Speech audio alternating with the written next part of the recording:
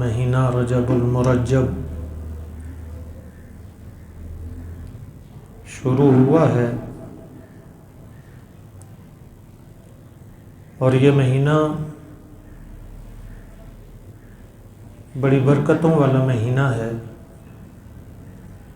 عزت اور احترام والا مہینہ ہے۔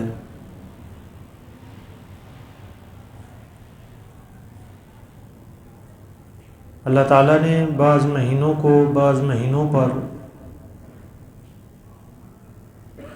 فوقیت عطا کی ہے،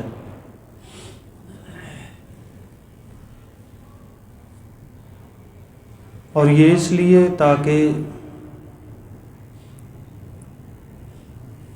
اہل ایمان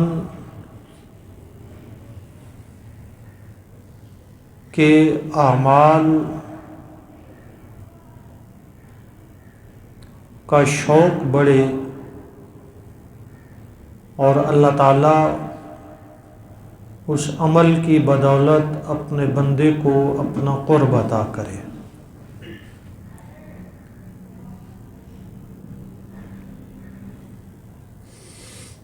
اللہ تعالیٰ نے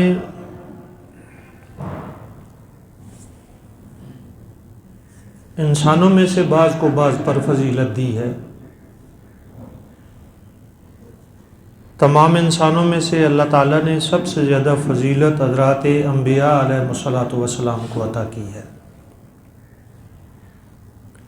پھر نبیوں میں سے بھی بعض کو بعض پر اللہ نے فضیلت عطا کی ہے۔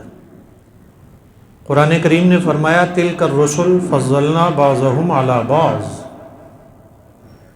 یہ رسول ہیں، ان میں سے ہم نے بعض کو بعض پر فضیلت عطا کی ہے۔ اور تمام انبیاء علیہ الصلوۃ والسلام میں سے اللہ تعالیٰ نے جس نبی کو سب سے زیادہ عظمت عطا کی ہے، عزت عطا کی ہے، افضلیت عطا کی ہے، وہ میرے اور آپ کے نبی امام الانبیاء حضرت محمد مصطفیٰ صلی اللہ تعالیٰ علیہ وسلم۔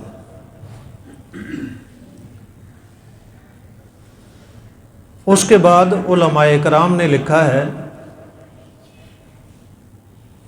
کہ آپ صلی اللہ علیہ وسلم کے بعد اللہ تعالیٰ نے نبیوں میں سے سب سے زیادہ فضیلت حضرت ابراہیم علیہ السلام کو عطا کی ہے۔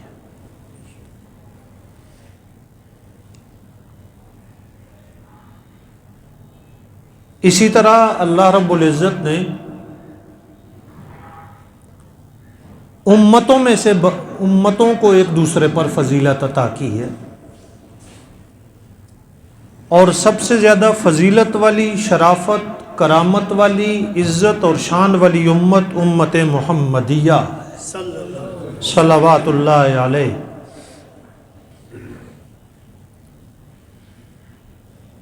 اللہ رب العزت نے اسی طرح اپنے بہت سارے فرشتے پیدا کیے ہیں، جن کی تعداد کا سوائے اللہ کے کسی کو علم نہیں ہے۔ تمام فرشتوں میں سے 4 فرشتوں کو اللہ تعالیٰ نے سب سے زیادہ فضیلت عطا کی ہے، حضرت جبرائیل و میکائیل و اسرافیل و عزرائیل علیہ السلام۔ اور ان فرشتوں میں سے اللہ تعالیٰ نے حضرت جبریل امین علیہ السلام کو سب سے زیادہ فضیلت عطا کی ہے، ان کے کام اور ڈیوٹی کی وجہ سے کہ وہ اللہ کا پیغام اللہ کے نبیوں تک پہنچایا کرتے تھے۔ اللہ رب العزت نے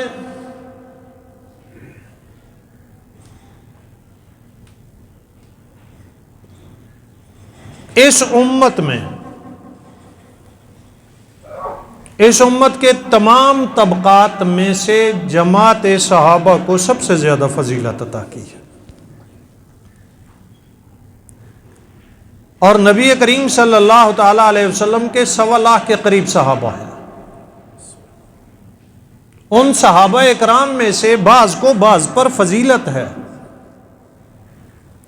اور صحابہ اکرام میں سے سب سے زیادہ فضیلت اللہ رب العزت نے حضرت سیدنا ابو بکر صدیق رضی اللہ تعالیٰ عنہ دنوں میں سے اللہ نے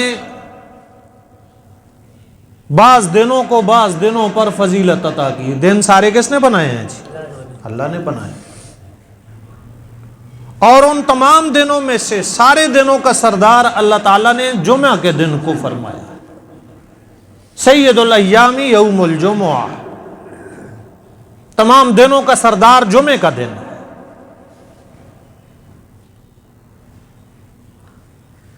اسی طرح راتوں میں سے بعض راتوں کو بعض راتوں پر اللہ تعالیٰ نے فضیلت عطا کی ہے.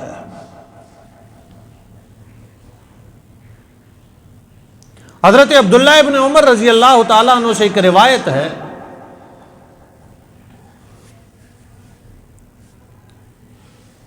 خمس لیال لا یرد فیہن الدعاء، 5 راتیں ایسی ہیں کہ ان میں جو دعا بھی کی جائے وہ دعا رد نہیں ہوتی ہے. 5 راتیں ایسی ہیں. نمبر 1 لیلۃ الجمعہ، جس کو ہم شب جمعہ کہتے ہیں یا جمعرات کی رات کہہ دیتے ہیں. جمعہ کی رات جو گزری ہے، یہ پچھلی رات.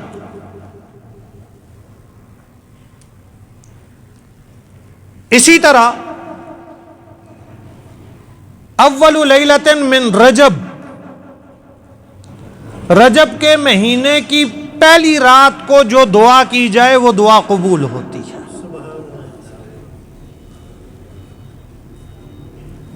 تیسرے نمبر پر شعبان کی نصف رات کو جو دعا کی جائے وہ دعا قبول ہوتی ہے. چوتھے اور 5ویں نمبر پر عیدین کی جو راتیں ہوتی ہیں، جن کو ہماری زبان میں چاند رات کہتے ہیں،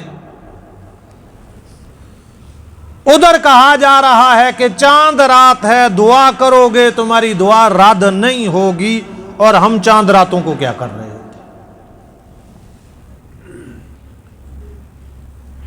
تو اس طرح اللہ رب العزت نے بعض دنوں کو بعض دنوں پر، بعض راتوں کو بعض راتوں پر، بعض انسانوں کو بعض انسانوں پر فضیلت فوقیت عطا کی ہے.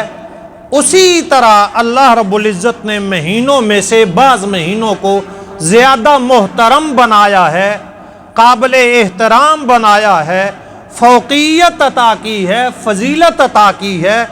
اور ان فضیلت والے مہینوں میں سے، احترام والے مہینوں میں سے ایک مہینہ رجب کا مہینہ.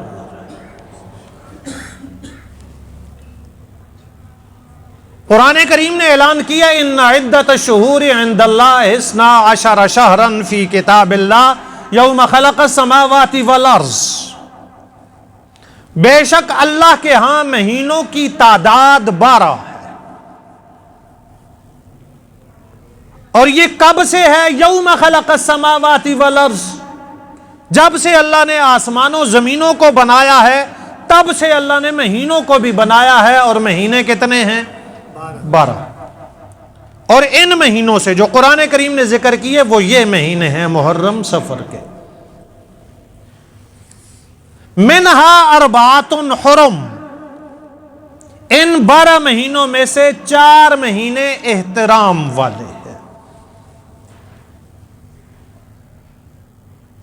محترم ہیں 4 مہینے.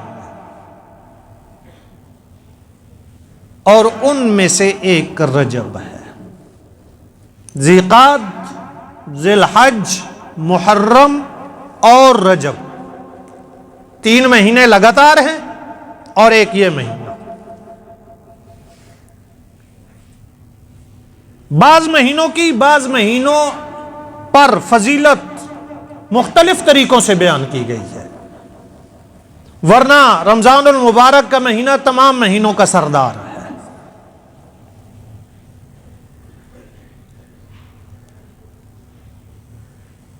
اس مہینے کی فضیلت کا ایک اور معیار، ایک اور دلیل،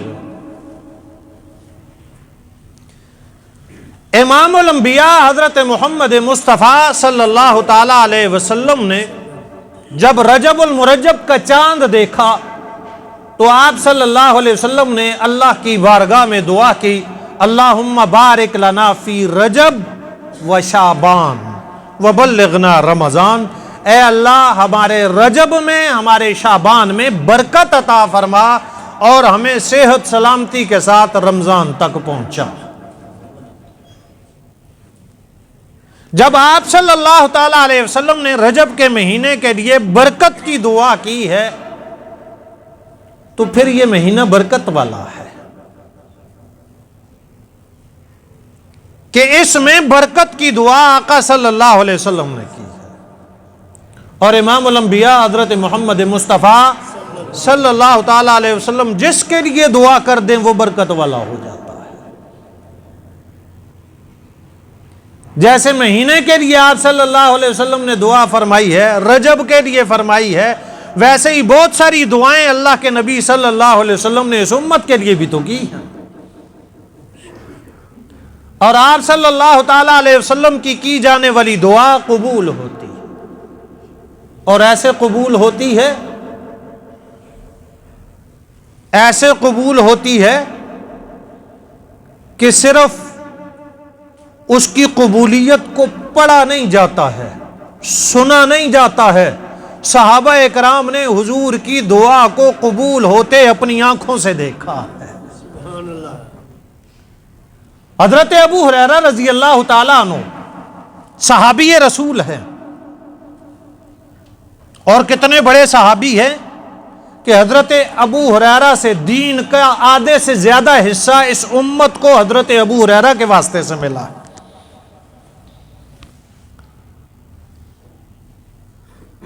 اسلام کا ابتدائی دور ہے، بعض لوگوں نے کلمہ پڑھا ہے، بعض لوگوں نے نہیں پڑھا۔ اگر بیٹا مسلمان ہے تو والدین مسلمان نہیں ہیں، والدین مسلمان ہیں تو اولاد مسلمان نہیں ہے، یہ صورتحال تھی۔ اسی طرح حضرت ابو ہریرہ رضی اللہ تعالیٰ عنہ وہ صحابی رسول ہیں، ایمان لا چکے ہیں، لیکن ان کی والدہ نے ابھی تک ایمان قبول نہیں کیا۔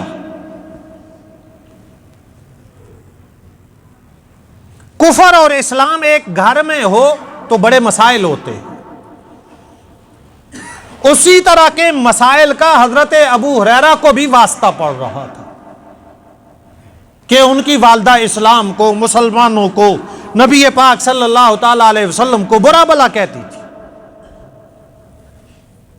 حضرت ابو ہریرہ رضی اللہ تعالیٰ عنہ بڑے پریشان۔ ایک دن امام الانبیاء حضرت محمد کریم صلی اللہ تعالی علیہ وسلم کے پاس آئے، پریشانی کی حالت ہے، اور آ کر کے عرض کرنے لگے اللہ کے نبی صلی اللہ علیہ وسلم، میری یہ پریشانی ہے، گھریلو پریشانی ہے، اماں کی طرف سے پریشانی ہے، آپ میری اماں کے لیے دعا کریں اللہ ان کو ہدایت عطا کر دے۔ سبحان اللہ۔ نبی پاک صلی اللہ علیہ وسلم نے نبوت والے ہاتھ اللہ کی بارگاہ میں اٹھا دیے، اور واقعہ یہ ہے کہ ادھر حضور پاک صلی اللہ علیہ وسلم نے دعا کرنی شروع کی، ادھر حضرت ابو ہریرہ نے بھاگنا شروع کر دیا گھر کی طرف کہ میں دیکھتا یہ ہوں کہ حضور کی دعا آسمانوں پہ پہلے پہنچتی ہے یا ابو ہریرہ اپنے گھر میں پہلے پہنچتا ہے۔ حضرت ابو ہریرہ کمزور سے صحابی بازار سے بھاگ رہے ہیں، لوگوں نے دیکھا ابو ہریرہ کو کیا ہو گیا، ابو ہریرہ کیا ہوا، چھوڑ دو مجھے۔ حضرت ابو ہریرہ گھر پہنچے، والدہ غسل کر رہی تھی، غسل کر کے باہر نکلی تو ابو ہریرہ سے کہنے لگی بیٹا مجھے محمد مصطفیٰ صلی اللہ علیہ وسلم کی بارگاہ میں لے جاؤ، میں ایمان قبول کرنا چاہتی ہوں، اسلام لانا چاہتی ہوں۔ حضرت ابو ہریرہ سمجھ گئے کہ ابو ہریرہ گھر میں بعد میں پہنچا ہے، محمد مصطفیٰ کی دعا عرشوں پہ پہلے پہنچ گئی ہے۔ سبحان اللہ۔ حضور پاک صلی اللہ علیہ وسلم نے دعا فرمائی، اللہم بارک لنا فی رجب، اے اللہ ہمارے رجب میں برکت عطا فرما۔ برکت کیا ہوتی ہے؟ برکت کس کو کہتے ہیں؟ ہماری خواہش اور تمنا یہ ہوتی ہے کہ ہماری اولاد بھی زیادہ ہو، ہمارا مال بھی زیادہ ہو، ہماری عمر بھی زیادہ ہو. یہ ہم سب کی خواہش ہے. گھر بھی اچھا ہو، بڑا ہو، کشادہ ہو، وسیع ہو، خوبصورت ہو. یہ سب کثرت ہے. بڑا گھر ہو جانا، بڑا زیادہ مال ہو جانا، یہ کثرت ہے کہ مال بہت زیادہ ہے. لیکن گھر میں برکت ہو، اس کا معنی یہ نہیں ہے کہ گھر بڑا ہو. اس کا معنی یہ ہے کہ گھر اگرچہ چھوٹا ہو لیکن اس میں اطمینان بھی ہو، سکون بھی ہو، راحت بھی ہو، اتفاق بھی ہو، اتحاد بھی ہو، اور گھر کے باسیوں کی آپس میں محبت بھی ہو. یہ ہے گھر کی برکت. گھر کئی مربوں پہ پھیلا ہوا ہو، کنالوں ایکڑوں پر ہو، اولاد نافرمان ہو جائے تو کیا کیا جائے گا؟ کیا ہو سکتا ہے؟ میاں بیوی کے درمیان جھگڑے شروع ہو جائیں تو بڑے گھر کا کرنا کیا ہے؟ راتوں کا سکون برباد ہو جاتا ہے، دن کا چین ختم ہو جاتا ہے. گھر چھوٹا ہے اور برکت ہے. اور میں عرض کروں کہ میرے اور آپ کے نبی امام الانبیاء حضرت محمد مصطفیٰ صلی اللہ تعالی علیہ وسلم کے گھر میں کتنی برکت ہوگی، اس کا اندازہ تو کوئی نہیں کر سکتا نا، کہ وہ برکتیں اترنے کا منبع ہے. لیکن آپ صلی اللہ علیہ وسلم کا گھر کتنا تھا یہ کسی کو پتا ہے؟ یہ کسی کو معلوم ہے کہ حضور کا گھر کتنا تھا؟ حضور کا سارا گھر اتنا تھا، کمرہ اتنا تھا کہ بندہ کھڑا ہوتا، ہاتھ اوپر کرتا تو ہاتھ چھت کو لگ جایا کرتا تھا. آپ کا کمرہ اتنا تھا کہ نبی پاک صلی اللہ تعالی علیہ وسلم جب رات کو تہجد کی نماز پڑھا کرتے تھے تو حضرت عائشہ صدیقہ رضی اللہ تعالیٰ عنہ جب سوئی ہوئی ہوتی تھی، لیٹی ہوئی ہوتی تھی، تو حضرت عائشہ کو اپنی ٹانگیں سمیٹنا پڑتی تھی. اتنا چھوٹا کمرہ تھا لیکن برکتوں کا منبع تھا، مرکز تھا. مال زیادہ ہو، اس زیادہ مال کے ساتھ بیماریاں لگ جائیں، اس زیادہ مال کے ساتھ کبھی تھانہ، کبھی کچہری، کبھی عدالت، کبھی اسپتال، کبھی یہ پریشانی، کبھی وہ پریشانی. اس مال کا کوئی فائدہ ہو سکتا ہے؟ جس مال سے سکون ہی نہ ملے وہ مال زیادہ ہو تب کیا، تھوڑا ہو تب کیا. مال تھوڑا ہو اور کوئی بلا نہ آئے، کوئی وبا نہ آئے، کوئی بڑی بیماری نہ آئے، کسی ایسی جگہ پر مال نہ لگے کہ جس کا نقصان ہی نقصان ہو، تو وہ مال برکت والا ہے. اللہ سے برکت کا سوال کرنا چاہیے، اللہ سے برکت کی دعا کرنی چاہیے. جیسا کہ آپ صلی اللہ علیہ وسلم نے رجب کے مہینے میں برکت کی دعا کی، اللہم بارک لنا فی رجب.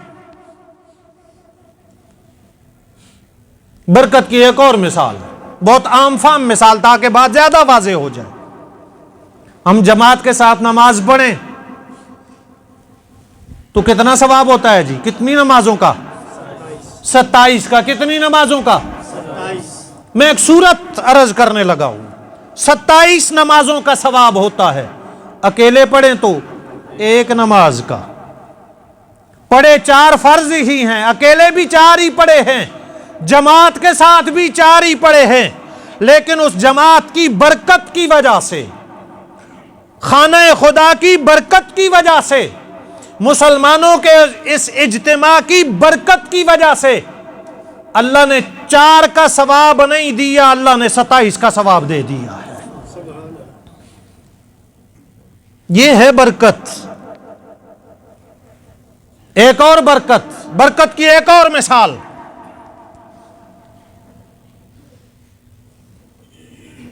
دودھ کا ایک پیالہ ہو، دودھ کا ایک چھوٹا سا پیالہ ہو، ایک بندہ پی سکتا ہے، زیادہ سے زیادہ 2 پی سکتے ہیں۔ آپ صلی اللہ علیہ وسلم کی بارگاہ میں دودھ کا پیالہ آ گیا،